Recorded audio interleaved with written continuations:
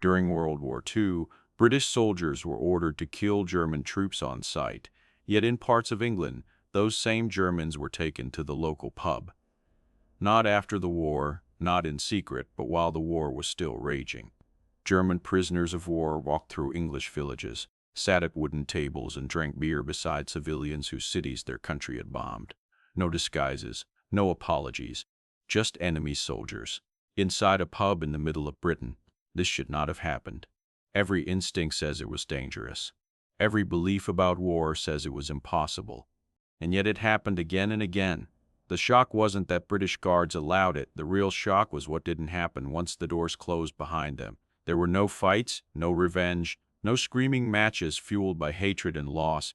Instead, silence, stares, awkward glances, and then something far more unsettling than violence. This wasn't kindness born from innocence.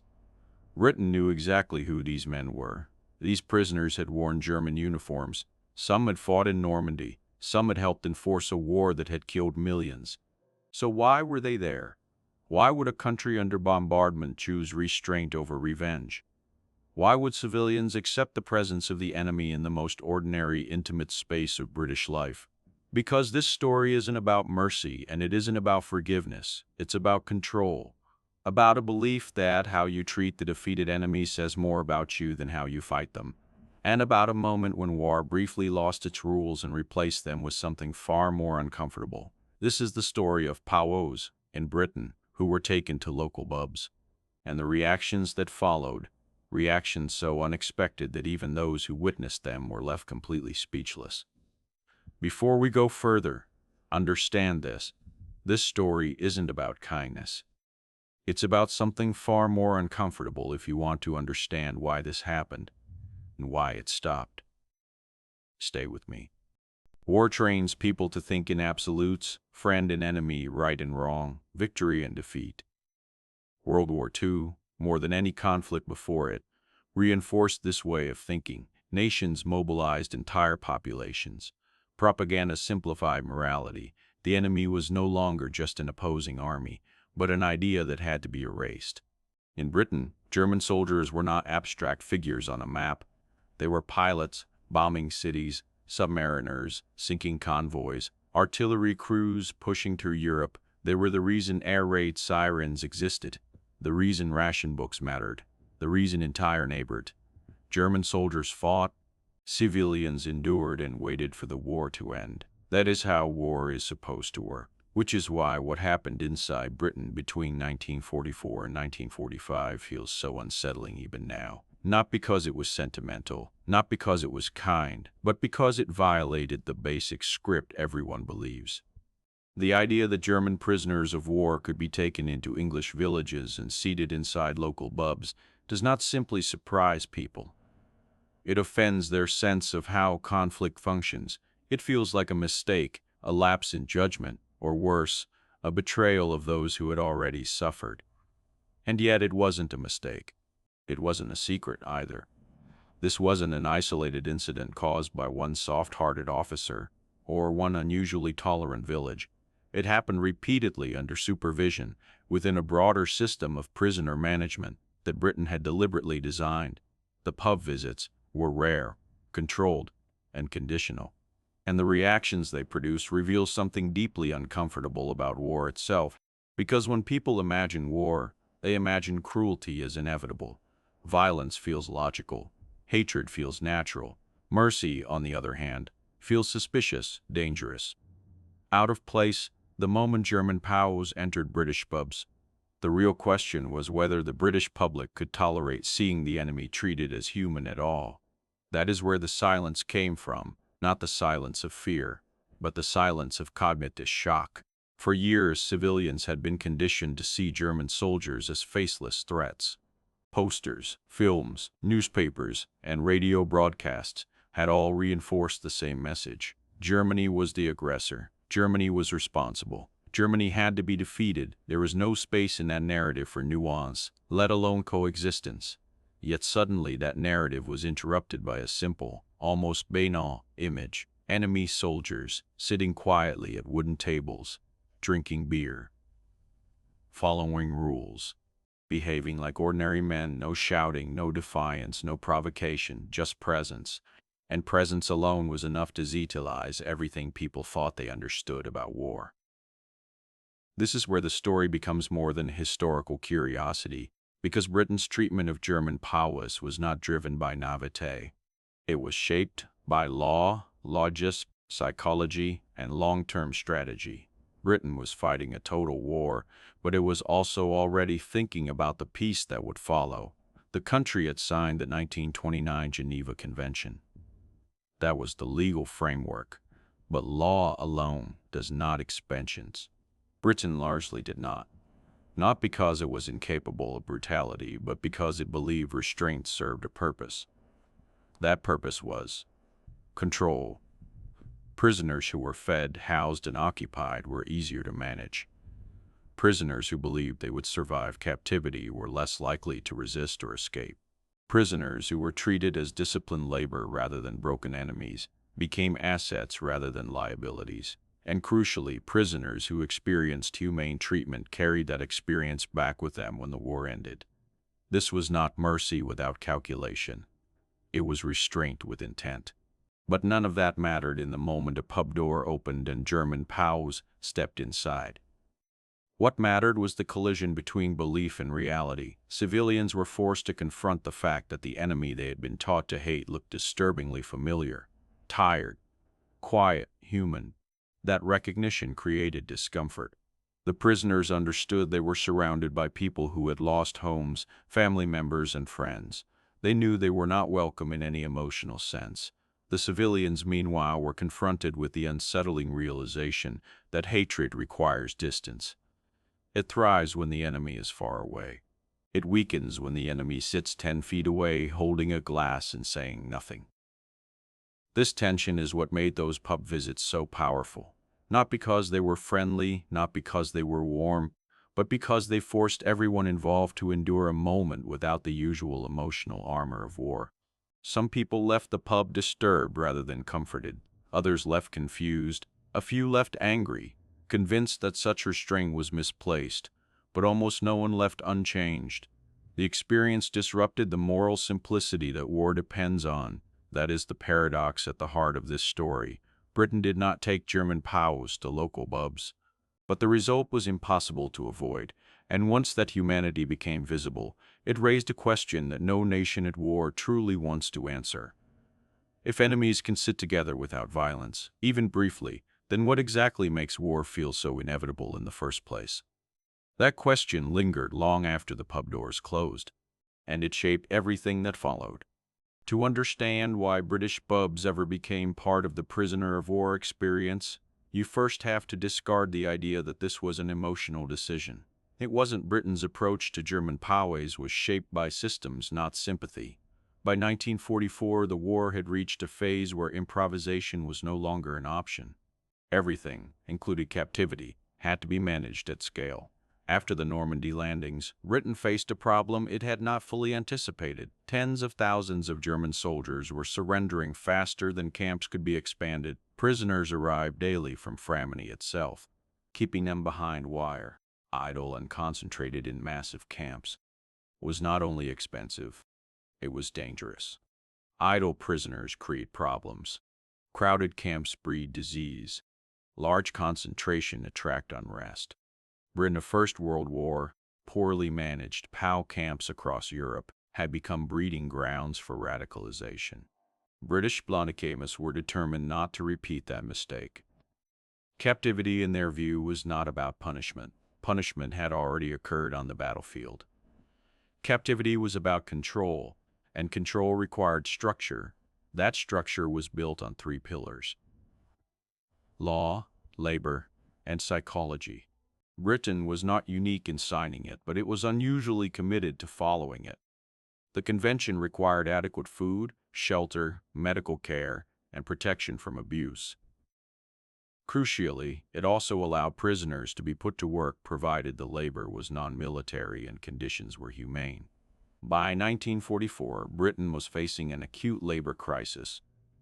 Millions of men had been conscripted, farms were understaffed, projects lagged, timber production, construction and agricultural output. All fighting to pressure the country was fighting a total war while trying to keep its economy alive. German POWs solved that problem. They were already there. They were fiscally Cape and Ybor, and under the Geneva framework, using their labor was legal. So Britain dispersed them. Instead of holding prisoners in vast isolated compounds, the British system broke them into smaller units. Camps were placed near farms, forests, and construction sites. Prisoners were transported daily under guard, worked set hours. This reduced overcrowding, improved productivity, and limited opportunities for collective resistance. It also did something else. It made prisoners were no longer faceless figures behind barbed wire. They became part of the countryside. Civilians saw them working fields, repairing roads, clearing rubble. They were supervised. This visibility mattered psychologically. When prisoners are invisible, they become symbols. When they are visible, they become individuals. Britain did not necessarily intend this effect, but it understood how visibility softened tension rather than inflamed it. A prisoner who worked alongside civilians day after day, followed rules, and caused no trouble was less threatening than the abstract enemy described in wartime propaganda. This is where the pub visits enter the picture. They were not acts of generosity. They were extensions of discipline, and by late 1944, prisoners who were treated predictably and fairly were cooperative. Escape attempts were rare. Violence was almost non-existent. In fact, the vast majority of German POWs had no desire to escape at all. Escape to where they were deep inside Britain. They spoke little English. Their uniforms marked them instantly. Staying compliant was the rational choice. British officers understood this, so they experimented carefully. Small privileges were introduced as incentives: better work assignments, recreational activities, religious services, organized sport for. Privilege created hierarchy. Hierarchy created order. Order reduced risk. The pub was simply the most sensitive version of this system. Public houses occupied a unique position in British life.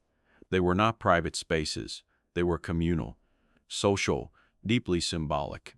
Allowing enemy soldiers into them was not about trust. It was about demonstrating control so complete that trust was unnecessary. The rules were strict. Only well-behaved prisoners, only under armed supervision, only for limited time. No wandering, no interaction without permission. Nothing about this arrangement suggested weakness. On the contrary, it was a display of confidence. Britain was signaling that it did not fear the presence of defeated enemies, because it had already neutralized them. Control implies dominance. Britain chose control. And yet control alone does not explain civilian reactions. British civilians were not informed in advance. They were not asked for approval. Pub visits were local decisions, approved by camp authorities, not national campaigned German POWs in these spaces. They did so without preparation. That moment mattered. Because while the state thought in terms of policy, civilians thought in terms of loss. They had endured bombing raids, blackouts, rationing, funerals without bodies, entire neighborhoods reduced to rubble. Hatred was not the irration inside pubs was so restrained, not because people felt forgiving, but because they felt conflicted. Violence would have made emotional sense, but it would also have violated something else: the rules of the space, the presence of authority, the quiet acknowledgement that these men were no longer combatants. The pub visits forced civilians into an uncomfortable position. That the enemy was losing that vengeance, while emotionally satisfying, was strategically pointless. Britain did not need to humiliate German POWs to prove anything. The war had already proven enough. This is often misunderstood. Post-war narratives deframe humane treatment as moral. It reduced costs, it prevented unrest, and it positioned Britain as a nation that followed rules even when it did not have to. That image mattered enormously. Britain knew the war would end eventually. When it did, millions of former enemy soldiers would return home. How those men spoke about their captivity. Humane treatment created leverage long after the fighting stopped. This is why the pub visits were tolerated, even defended by some officers. They reinforced discipline rather than undermining it. They demonstrated the difference between combat and captivity.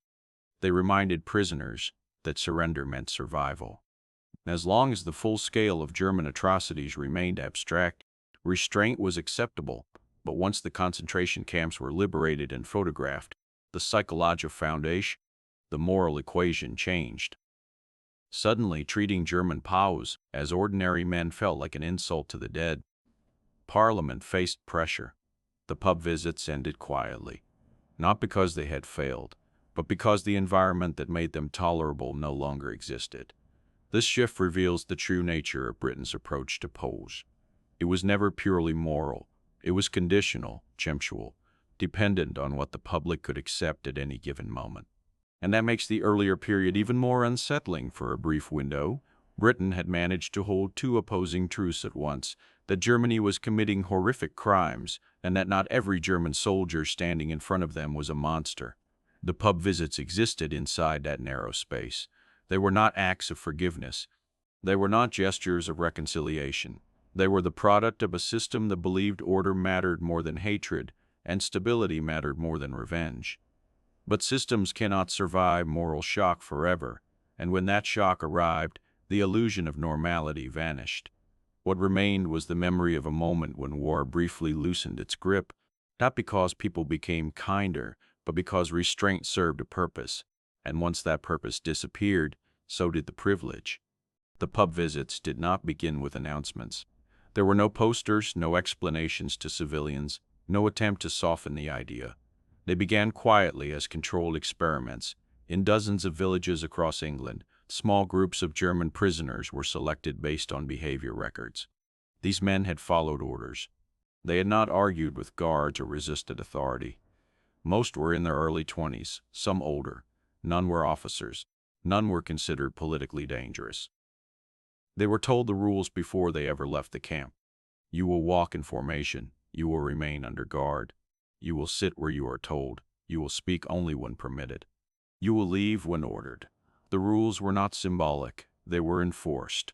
Rifles were carried. Guards remained close. The prisoners were never allowed to forget where they were or why they were there. The purpose was not to grant freedom. It was to test discipline. The first reaction usually occurred before the door opened. A truck pulling up, a group of men stepping down, brown-dyed uniforms with large pole markings, armed British soldiers taking position. People stopped walking, conversations paused, curtains shifted. For civilians, this was not an abstract idea anymore. The enemy had arrived at street level. The pub itself was chosen carefully. It had to be manageable in size. It had to be run by someone trusted by local authorities. It had to allow supervision without chaos. Public houses were not chosen because they were friendly places. They were chosen because they were predictable, shitshirt, governed by social rules everyone understood. The pub had an owner. The owner had authority. The space had norms. No shouting, no disorder, no sudden movements. In wartime Britain, pubs were regulated spaces. When the door opened and the prisoners entered, silence followed almost every time.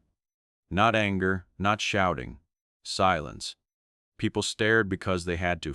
They were trying to confirm what their eyes were telling them.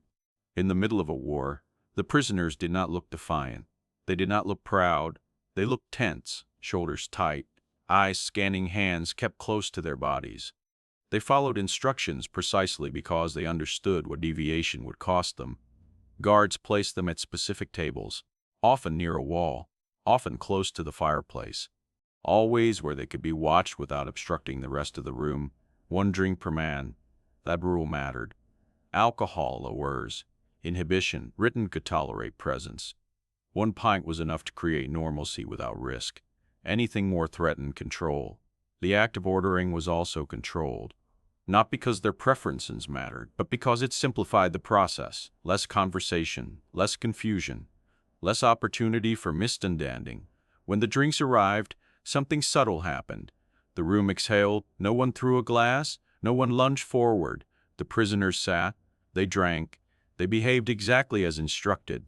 Conversation resumed, not around them, but despite them.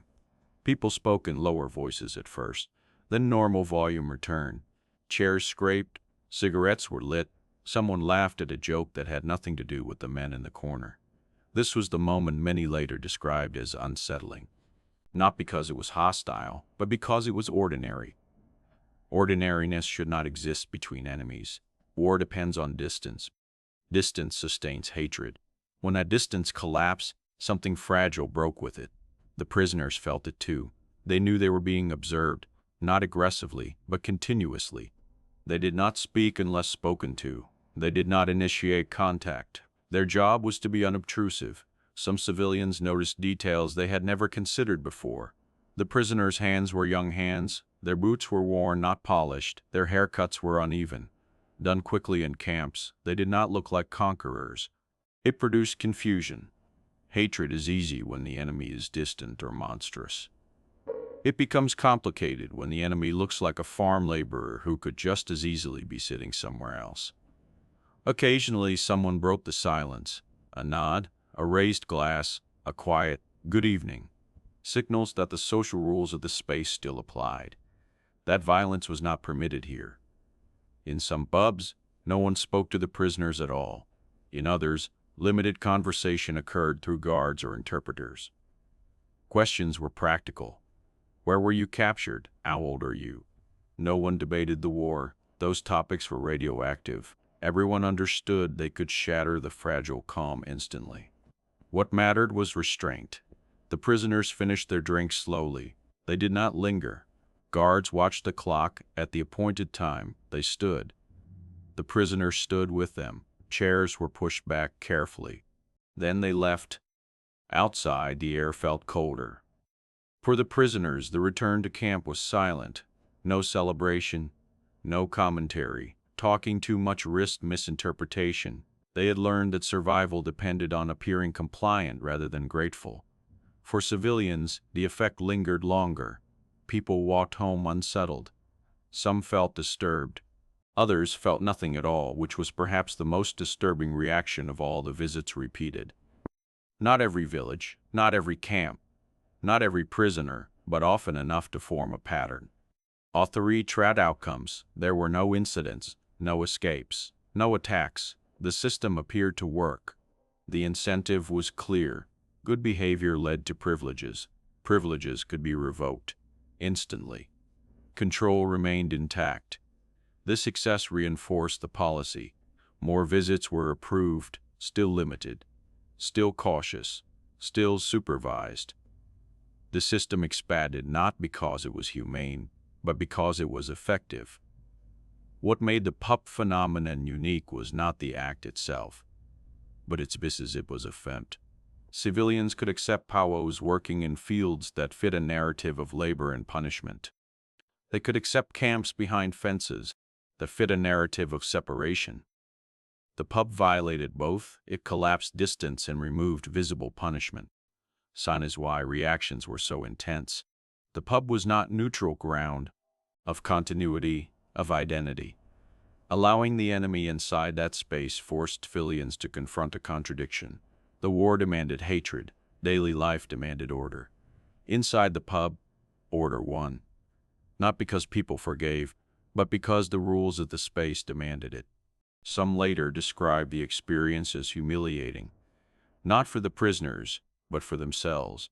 They felt their anger had been disarmed without consent. Others described it as relieving, a brief moment where the war felt paused. Both reactions existed side by side. The prisoners understood the imbalance. They were tolerated under threat. The guards' presence ensured that the rifles were not decorative. They were reminders. Violence had not disappeared. It was simply restrained. That distinction mattered deeply. This was not reconcistance under authority, and that authority was absolute. If a prisoner misbehaved, privileges ended. If civilians complained, visits stopped. Everything depended on maintaining the illusion that the situation was stable. The system's greatest strength was also its weakness.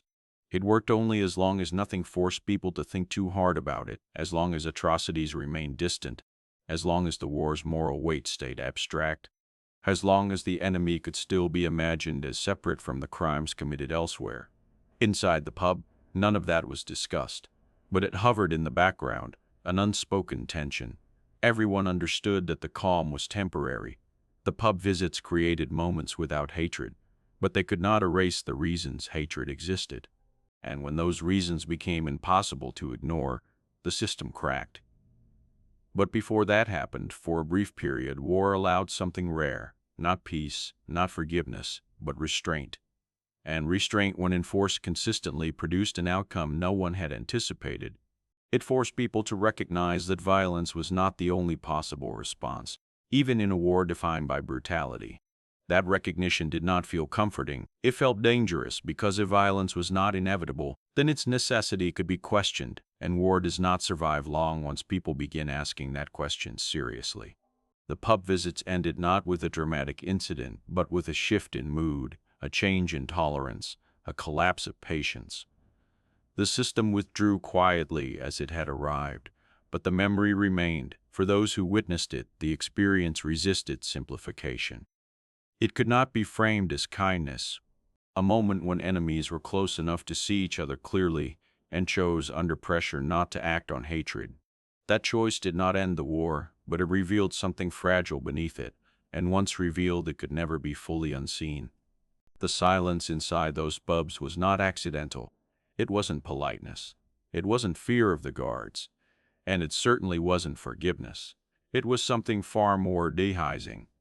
Moral shock occurs when reality collides with belief so forcefully that the mind has no immediate response. People expect anger. When none of it arrives, the absence itself becomes disturbing. That was the reaction Britain was not prepared for. For years, the war had provided emotional clarity. There were villains and victims, aggressors and defenders. The moral landscape, while brutal, felt navigable. Hatred had direction. Then, in a pub on an ordinary evening, that clarity dissolved. Civilians found themselves sitting near men who should have been hated on instinct alone. Men whose uniforms represented bombed homes, dead relatives, and sleepless nights spent listening for sirens. And yet those men were doing nothing hateful. They were not threatening. They were not even particularly visible. They were simply present. That presence created a psychological fracture. Violence would have confirmed the narrative. Hatred would have felt justified. Silence forced reflection instead. People began questioning reactions they assumed they would have. Why didn't they feel angrier? Why didn't they speak? Why didn't they leave? Others stayed, unsettled by their own restraint. This discomfort was not compassion. It was cognitive dissonance. The human mind struggles when two truths coexist. The first truth was undeniable. Germany had initiated a war of aggression. German forces had committed a Untold. The men sitting in the pub were not committing violence. At that moment, they were not aggressors. They were prisoners, controlled, quiet, and vulnerable. Reconciling these truths required a level of moral complexity war rarely allows. So most people didn't try. They stayed silent. That silence became a shared behavior, reinforced socially. When one person didn't react, it became easier for the next to do the same. Restraint fed restraint, order fed order. But internally, the conflict remained unresolved. Some civilians later described feeling ashamed, not because they had been cruel, but because they had not been cruel. They had expected themselves to feel righteous anger and discovered instead something closer to detachment. Others felt anger precisely because restraint felt imposed. They resented the guards, the authorities, the situation. They felt their right to hate had been taken from them without consent. It gives suffering a target. When that target becomes humanized, the tool stops working. For the prisoners, the shock took a different form. They expected hostility. They had been warned of beatings, humiliation, revenge. Many had surrendered, believing captivity would be brutal if not fatal. Instead, they encountered something harder to process: indifference. They were not friendly, but they were not cruel either. They behaved as if the prisoners were background noise. That reaction was deeply disorienting. Indifference stripped the prisoners of the last emotional framework they understood. Hatred would have confirmed they were enemies. Kindness would have suggested mercy. Indifference suggested something worse. Irrelevance. They were no longer central to the story. The war was moving on without them. This realization mattered. A soldier's identity depends on opposition. An enemy who is ignored becomes meaningless. For prisoners who had built their sense of self around service, duty, and combat, this was a quiet collapse. The pub visits expose both sides to an uncomfortable truth. Remove that distance, and the emotional machinery begins to fail. This is why the reaction was described as speechless. Speech would have required choosing a narrative: anger, forgiveness, condemnation, sympathy. None of them fit cleanly, affect quickly. Reports from guards and local officials describe the same pattern: no incidents, no altercations, but also no enthusiasm. The atmosphere was tense, controlled, and emotionally flat. From an administrative perspective, this was ideal. Calm meant compliance, silence meant order. From a moral perspective, it was dangerous, because silence does not resolve conflict. A time when the war's outcome was becoming clear, but its full moral cost had not yet been confronted. That window began to close in 1945. As Allied forces advanced into Germany, amps were liberated, photographs circulated, testimonies spread. The abstract concept of German guilt became concrete. The same civilians who had sat in silence months earlier now felt something else entirely. Anger surged, not just at the German state, but at German soldiers collectively. The distinction between individual and system collapsed under the weight of evidence. This shift was predictable. Moral shock has an after effect. Once the mind processes the contradiction, it seeks resolution. In wartime societies, that resolution often takes the form of hardening attitudes rather than deep reflection. The question stopped being, what kind of country allows this? It became, why did we ever tolerate it? The pub visits became symbols of misplaced restraint. Evidence, in the eyes of critics, that Britain had been too lenient, too forgiving, too slow to recognize the depth of German crimes. Policy responded accordingly. Privileges were reduced, rations were tightened, supervised village visits ended, not because the moral environment had changed. Restraint was no longer politically sustainable. This reversal highlights something essential about the pub phenomenon. It was never about absolution, it was about timing. It existed in the gap between ignorance and revelation. Before the camps were fully understood, restraint felt possible. Afterward, it felt obscene. That does not mean the earlier restraint was wrong. It means it was fragile. Once moral clarity returns, nuance becomes suspect. Silence becomes complicity. Indifference becomes offense. The civilians who had remained quiet in pubs were not wrong. They were unprepared. The experience forced them to confront the limits of their own hatred and the instability of moral certainty. Many later recalled the pub visits not as kindness but as confusion, a moment when they were forced to confront their own responsibility. When they could no longer hide behind orders, ideology, or distance. Being treated as human does not erase guilt. Sometimes it sharpens it. This is why the reaction was not relief. It was discomfort. The kind of discomfort that lingers, that resists explanation, that refuses to settle into a simple lesson. The silence inside those pubs was not peace. It was tension. When unresolved, does not disappear. It transforms. In the next phase of the story, that transformation becomes unavoidable. The world demanded judgment, and the brief experiment in silence gave way to consequences that no one could drink away. When the war ended, the silence did not. It hardened. Victory did not bring relief in the way many had expected. Instead, it brought reckoning as Allied armies uncovered the full scale of the concentration camps. The moral landspin abstract rumors became undeniable evidence. The war was no longer just a conflict between nations. It became a record of crimes. In Britain, this revelation changed everything. Public opinion turned sharp and unforgiving. Newspapers demanded accountability. Members of Parliament faced pressure to respond. The question was no longer how prisoners should be managed. Policies changed quickly. Rations for German POWs were reduced, though still kept within minimum Geneva standards. Privileges disappeared. Village visits ended without announcement. Recreational programs were curtailed. Guards were instructed to remain unacceptable. The system tightened, not because German prisoners had misbehaved, not because pub visits had caused disorder. This shift reveals something uncomfortable about justice in wartime societies. Treatment of prisoners is not determined solely by law or behavior. It is shaped by emotion, by collective memory, and by what the public can psychologically tolerate at a given moment. Once the camps were known, tolerance evaporated. Some reinterpreted what they had seen.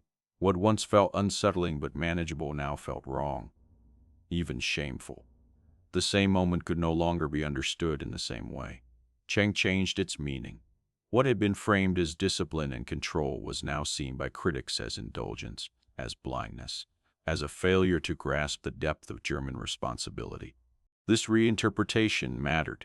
History is not only shaped by events, but by how those events are remembered, and memory, once reframed, can become accusatory. The pub visits faded from public discussion. They were not celebrated. They were not defended. They simply disappeared from the people who had experienced them. For many prisoners, the aftermath was more disorienting than captivity itself. The war had ended, but captivity did not.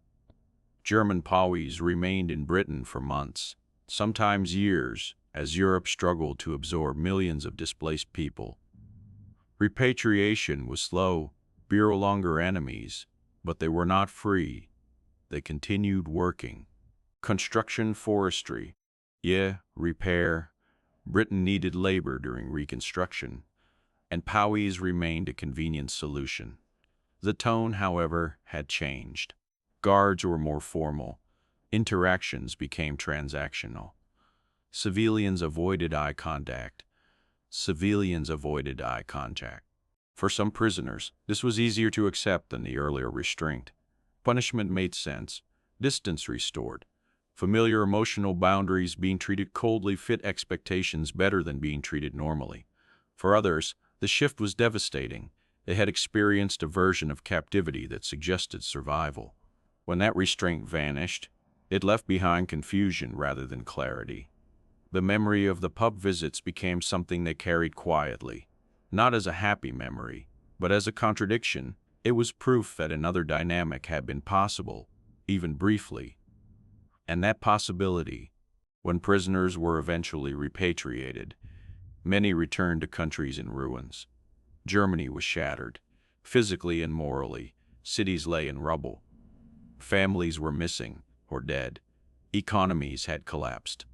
Social structures had disintegrated. For resilient. They were not welcomed as veterans. They were not celebrated as survivors. Many were viewed with suspicion or simply ignored. The narrative of guilt had expanded to include them regardless of individual actions. In this environment, memories of Britain felt out of place. How could one speak about drinking beer in an English pub when neighbors were searching mass graves? How could one describe restraint when evidence of atrocity surrounded them? Most did not try. They remained silent. Silence again became the dominant response, but silence does not erase memory, it reshapes it. For some former prisoners, the pub visits became moments of introspection. They forced a confrontation with personal responsibility. Being treated humanely did not absolve them. It removed excuses. They could no longer claim that cruelty was universal. They had seen restraint. They had benefited from it. That knowledge complicated their understanding of their own role. For others, the memory became something else entirely, a reminder of what had been lost. Not innocence, but possibility. The possibility that war did not have to consume every moral boundary. These conflicting interpretations followed them for the rest of their lives. On the British side, the story evolved differently. The post-war years were defined by reconstruction, rationing, and exhaustion. Britain emerged victorious, but diminished. The empire weakened. The economy strained. The country was forced to confront its own limits. In that context, stories like the pub visits had no place. They raised questions no one wanted to answer, so they were forgotten, deliberately. Official histories focused on battles, sacrifices, leadership, and resilience. POW policy was treated administratively, not emotionally. The messy moments where humanity intruded on wartime Certana, meted By simplifying the past, complexity slows recovery, moral ambiguity complicates identity. Yet the contradiction remained embedded in individual experience. Years later, when historians began examining POW treatment more closely, the pub visits resurfaced, often framed as evidence of British decency. This framing misses the point. The pub visits were not proof of virtue. They were evidence of something far more fragile. A moment when control, necessity, and restraint aligned briefly enough to override hatred. They were not sustainable. They existed only under specific conditions. A nearing end to the war, limited knowledge of atrocities, tight administrative control, and a public willing, however, reluctantly, to tolerate emotion and discord. The consequences of that disappearance were subtle but lasting. Former prisoners carried the memory as a burden.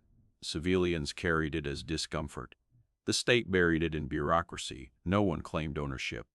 And yet the story refuses to disappear entirely because it exposes a flaw in how war is understood.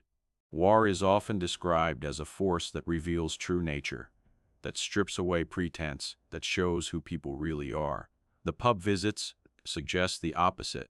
They show that behavior in war is not simply a product of hatred or morality, but of structure, of rules, of incentives. When violence is permitted, it flourishes. When restraint is enforced, it holds. This does not mean restraint is easy or noble or permanent. It means it is possible, and that possibility is what makes the aftermath so uncomfortable. Because once people have seen that restraint can exist even in war, the question shifts. It is no longer whether brutality is understandable. It becomes whether it was necessary. That question haunted those who lived through the contradiction, and it continues to haunt those who study it. The pub visits did not change the outcome of the war. They did not save lives on the battlefield. They did not prevent atrocities elsewhere. But they left behind something more difficult to process. Evidence that war does not erase humanity by default. Evidence that systems can choose how far cruelty goes. Evidence that restraint, even when temporary, leaves a mark that punishment cannot remove. In the final act, that evidence collides with memory, with aging, and with the question that lingers when witnesses are gone: what should be remembered and what is easier to forget? In the end, what survives war is not clarity, it is memory, and memory is rarely neat. The pub visits left behind no monuments, no official plaques, no commemorations. They did not become part of national myth or collective pride. Uncomfortable anecdotes, stories told once, then quietly abandoned. For the people who witnessed them, the memory resisted simplification. It was not heroic, it was not forgiving, and it was not something anyone knew how to explain without reopening old wounds. British civilians who had sat in those pubs carried the experience quietly. Many never spoke of it again. Others reframed it as proof of British decency, though that framing often felt incomplete, even dishonest. Decency implies intention. What happened felt more accidental than virtuous. It was a collision of rules, authority, and circumstance. A moment when systems designed for efficiency perform prisoners, the memory aged differently. As years passed, the sharpness of captivity faded. But the contradiction endured. They remembered working fields being guarded, being controlled, and then, improbably, sitting in public houses among civilians who had every reason to despise them. Some remembered it as kindness they could never repay. Others remembered it as a reminder of guilt. Being treated humanely did not absolve them. It forced them to confront responsibility without the comfort of victimhood. Cruelty would have been easier to process. Humiliation would have fit expectations. Restraint complicated everything. As these men aged, many avoided speaking about it altogether. Silence felt safer. Objects became substitutes for words. A photograph kept in a drawer, a postcard never sent, a beer mat folded and carried for decades. These artifacts mattered not because they were important, but because they were real, tangible evidence that the memory had not been imagined. History often privileges grand events, but meaning does not always reside at that scale. Sometimes it hides in moments that refuse categorization. The pub visits were not acts of reconciliation. They did not signal forgiveness or mutual understanding. No one walked away transformed. No peace was negotiated over beer. What they did instead was expose a flaw in how war is remembered. War is often framed as a force that strips away illusion, revealing the truth beneath. But the truth revealed is usually selective. War reveals what systems allow, not what humanity is capable of. In isolation and Britain, restraint was enforced. Authority was visible. Violence was discouraged. It suggests that behavior in war is not inevitable. It is shaped, directed, encouraged, or constrained by structures people choose to build. The pub visits existed because restraint served a purpose. When that purpose vanished, restraint vanished with it. This does not make the restraint meaningless. It makes it conditional, because it implies that brutality is not an unavoidable consequence of conflict. It is an outcome that becomes normalized when systems permit it. The memory of those evenings forces a question many societies avoid.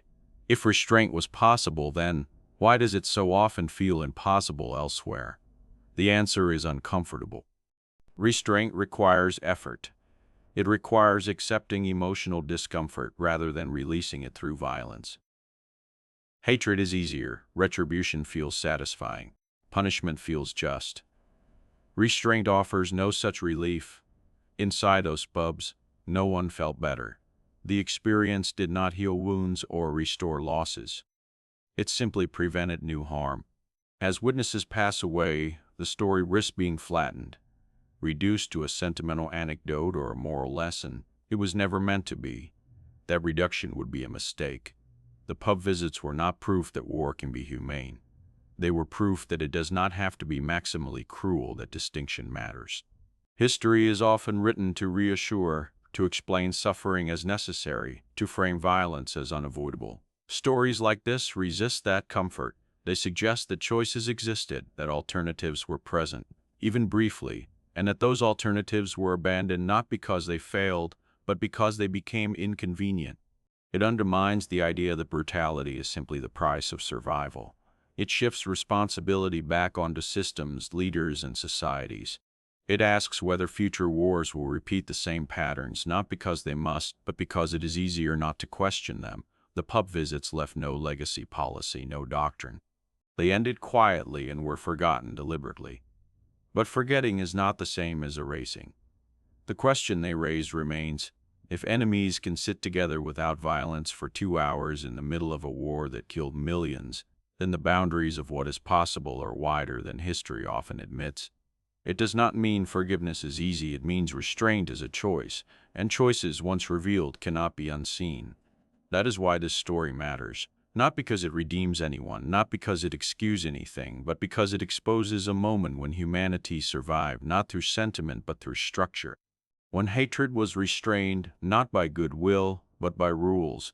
And once you understand that, the comforting myths about war become harder to accept. What remains is a question without an answer. If restraint was possible, then, even briefly, what exactly stops it now? It belongs to anyone willing to remember what is easier to forget. If this story challenged what you thought you knew about World War II, hit like so YouTube knows this history matters. Subscribe for more real stories from the war that don't fit the usual narrative. And comment below. Where are you watching from? Was anyone in your family involved in World War II on either side?